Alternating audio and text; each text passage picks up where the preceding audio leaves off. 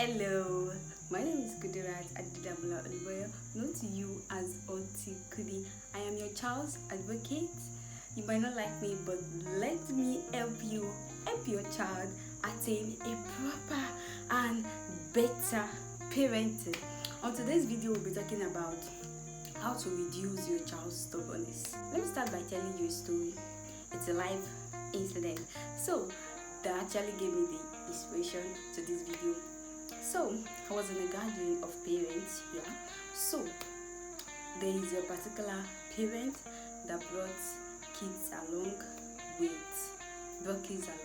So the kids were having some kind of tantrums, and the mother was shouting, "Don't jump it! Don't go there! You cannot go there!" All those, yeah. So the mother was having a lot of shouts, and people were saying, these children are so stubborn. These children are, this is a bit people were just commenting like that.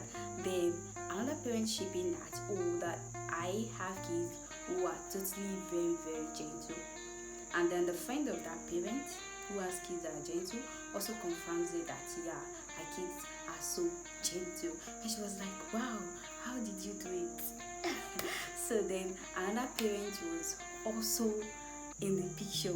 I hope I'm not bugging you with too much parents.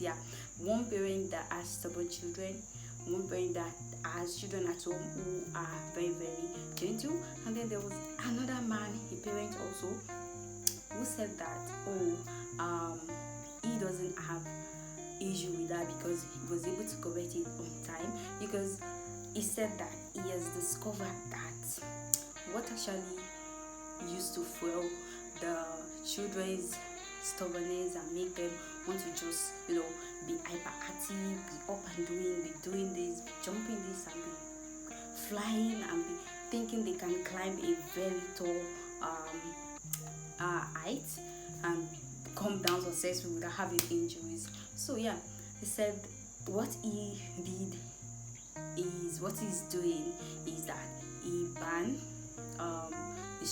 his children from watching anything cartoon, anything animation, and be it Rangers, be it adventures, be it fairy tales, like all of that. He said he totally banned all of it.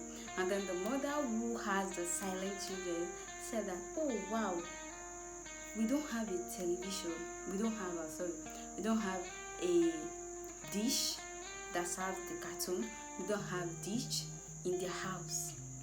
Oh, maybe that is the reason why our children are so silent, because there is nothing to watch, they don't have cartoons to watch and all of that. And the mother who has stubborn children was like, they watch it 24/7, even when they are doing this, he has to just give it to them. And then, so that is where I'm going.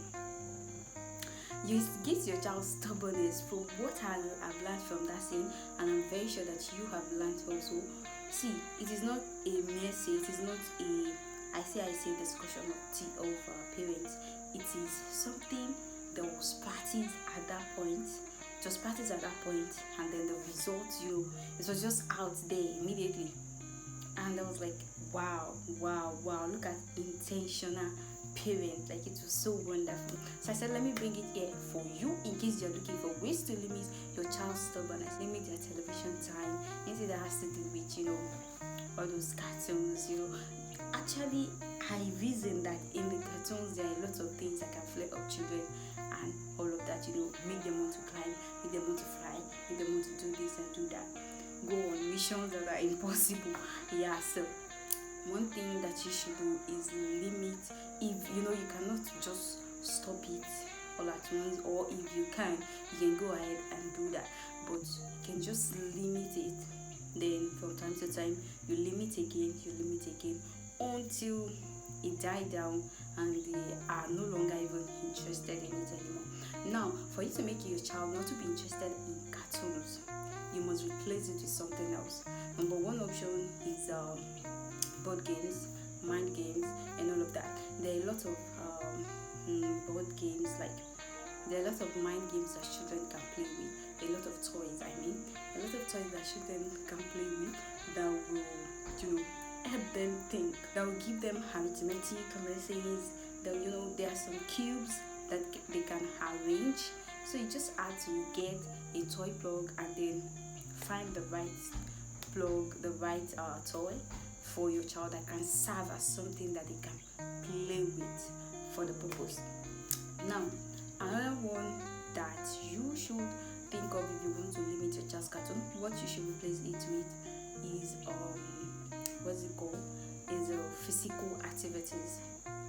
Physical activities. Pick a physical activities for your child that they can do on their own or that they can do with you.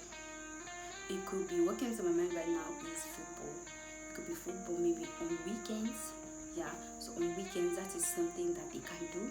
Play football with you, or they play it on their own safely.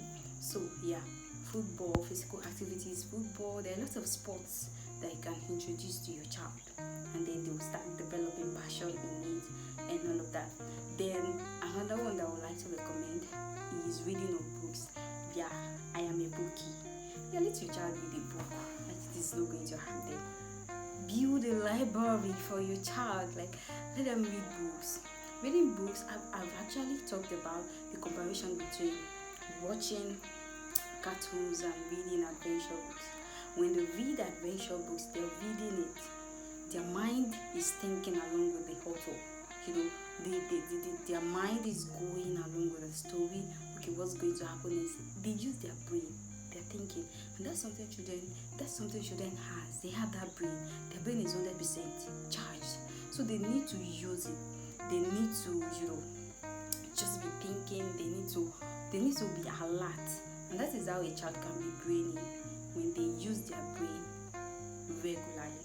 So you need to make your child read books, that will make them reason, that will make them think.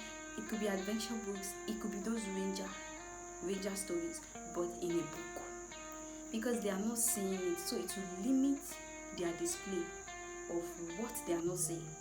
They're just reading it, so they will only probably just think it in their mind, discuss it with their friends, but because they did not see an image of it displaying to them, then they are likely not to practice what they read, but they will think about it and they will understand it. Remember, your child, your way, the proper way.